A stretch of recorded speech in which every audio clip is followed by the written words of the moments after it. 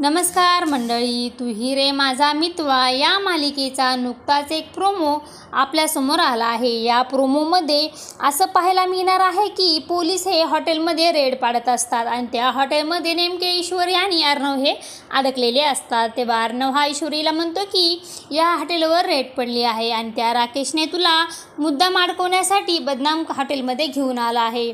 आणि ईश्वरी ही अर्णवला म्हणते की हे बघा आणि त्या क्षणी तिला अचानक चक्कर येऊ लागते।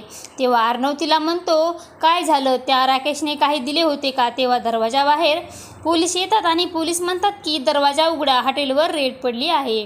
तेव्हा अर्णव हा खिशातील मंगळसूत्र काढतो आणि ईश्वरीच्या गळ्यामध्ये घालतो आणि म्हणतो की तुला बदनाम होऊ द्यायचं नाही आहे, माझ्याकडे दुसरा कोणताही मार्ग नाही आहे।